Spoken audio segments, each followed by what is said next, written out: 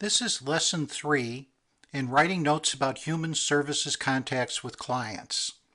This lesson focuses on ethical writing. There are 3 parts to this lesson: discussing what is ethical writing, using personal reflection to identify your own reactions, and tips for writing ethical notes. So what is ethical writing? It focuses on professional values, working with the client, and identifying your personal biases. Ethical writing follows the professional code of ethics. It respects clients' self-determination. That is, clients decide the goals and the outcomes that they want. It maintains clients' privacy. Client information is confidential, and documented information should be relevant to why the client is coming for help. Ethical writing bases assessments on professional competence. The worker should collaborate with the client, and the worker's training informs their assessment and interventions. Notes are written within 24 hours of contact so that details aren't forgotten. Review your professional code of ethics. What does it say about documenting client contacts? What does it say about identifying personal biases and emotional reactions towards clients? How will you follow these ethical guidelines when you write client contact notes? Each discipline has a professional code of ethics, and understanding the expectations of those code of ethics can help you when you are addressing writing ethical notes.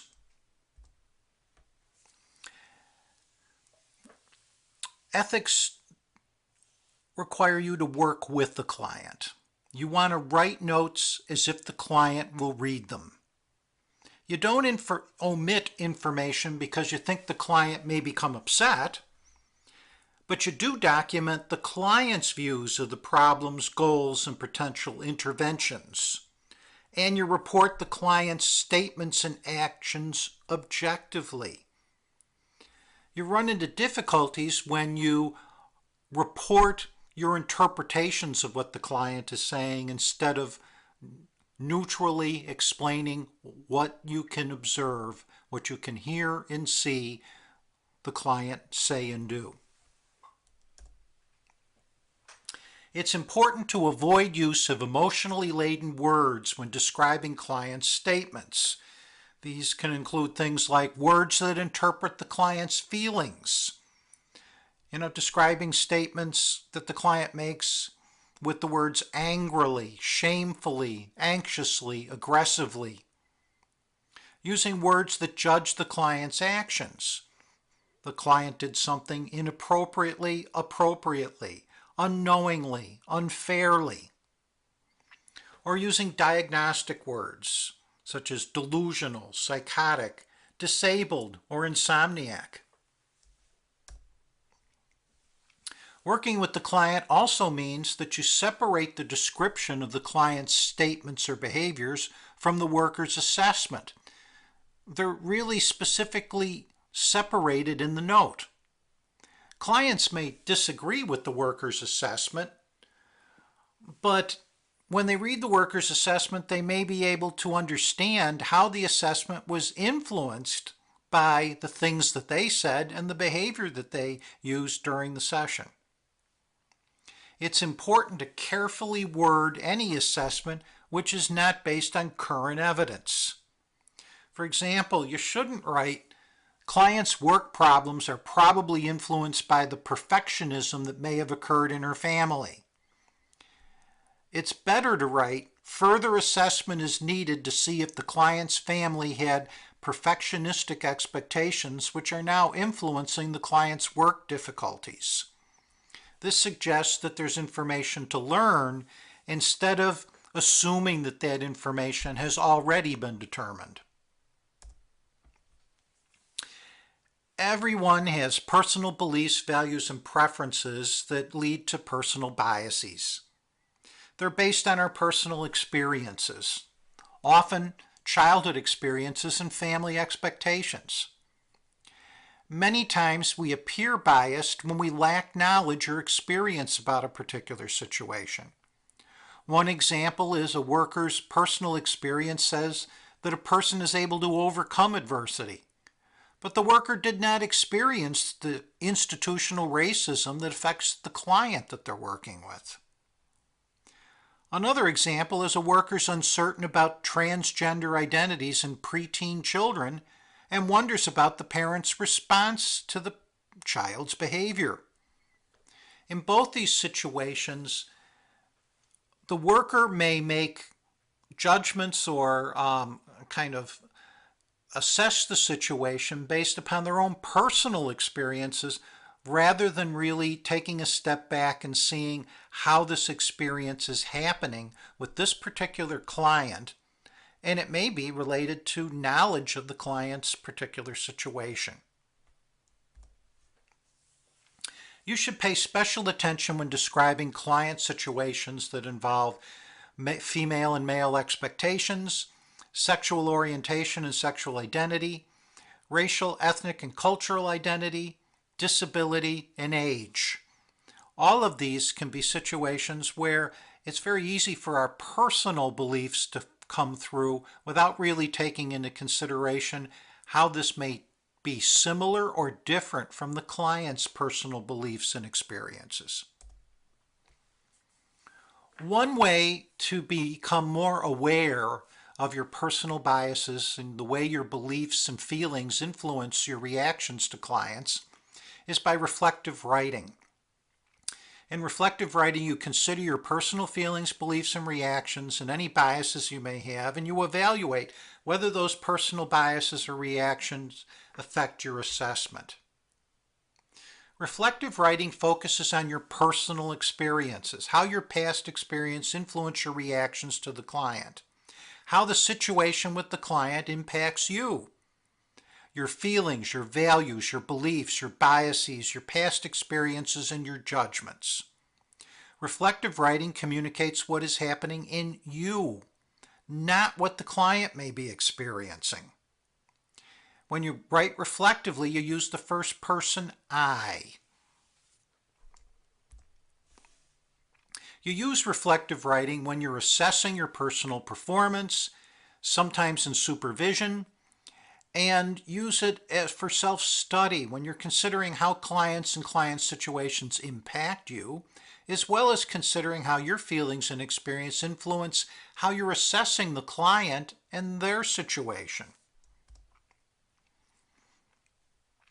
This is an example of personal reflection. This particular client situation involves a 15-year-old female who complains that she has to do housework and is not allowed to go out with friends on weekends, even though her 16-year-old brother does not have the same expectations. Her mother tells the daughter that she should follow the family's cultural beliefs.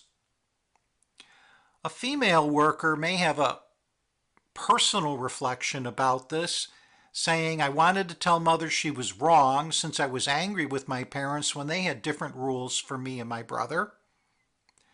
Or I believe that girls should not be treated differently than boys. Or my professional training tells me to respect cultural differences, but these beliefs do not reflect our society's beliefs. Or do I try to get mother to change rules? Or do I work with mother and daughter to plan a solution that better fits their culture? In each one of these situations, it's not really what's going on with the client or her family that's the basis for the reflection. It is what the worker is dealing with, is remembering in terms of her own past experiences, her own beliefs, and her own questions about what treatment should be like. What has she been taught about the proper way to deal with a situation like this? Here are some tips for ethical writing. You evaluate how you write, how you assess, as well as your personal reactions. In ethical writing, you need to pay attention to the words you use. If you're not sure, ask clients how they refer to their cultural identity sexual or gender identity, or ability versus disability. It's important to avoid labeling. For example, rather than writing client is a hearing impaired female, which labels the client with a particular characteristic, you write client has a hearing impairment, which means the client is a person who happens to be influenced by hearing impairment, not defined by hearing impairment. It's important to write objectively and accurately. For example, writing the client harangued the worker for taking too long to arrange a referral probably expresses how the worker felt listening to the client. Instead, it may be more appropriate to write, client said that she was upset with the worker because the referral was taking too long. This is a more neutral, more objective, and perhaps more accurate way to describe this situation. Assessment of the client presenting problem and solutions should be distinctly labeled as the worker's assessment. It should correspond with professional training. It references evidence that supports the assessment. It follows standards of practice and avoids assessment which is beyond the worker's competence. A worker who has no specific training in assessing a mental illness in a client would not write an assessment that says this client is clearly clinically depressed or this client has an anxiety disorder. You need to be particularly trained in the areas of assessment in order to competently be able to assess using those terms. Assessment should also acknowledge any disagreement between the worker and the client. This is not about the worker trying to convince the client that this is the problem. This is about the worker and the client coming together and collaborating on what seems to be the best way for the client to resolve the presenting problem. And it may be that the client is going to determine to what level the presenting problem is resolved. And this may disagree with what the worker may believe. Ethically speaking, the worker has some responsibility, in most cases, to take the client's goal into consideration.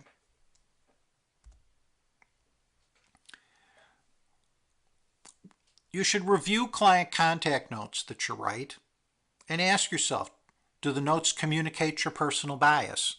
Do the notes explain instances in which you disagree with the client? You use clinical supervision to identify personal factors that may influence your assessment and interventions. Finally, to write ethically means to be clear, to be concise, to write so the reader has the needed information, recognizes the relevance of your message, what you're writing, and knows the outcome of the client contact. This is the end of Lesson 3. Review the following example and then practice what you've learned. The following section presents an example of reflective writing related to the client from the previous 2 lessons.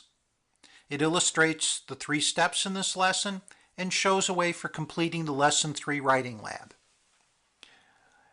After you've watched the example, use what you've learned and the ideas that you wrote down during the lesson to complete the Lesson 3 writing lab.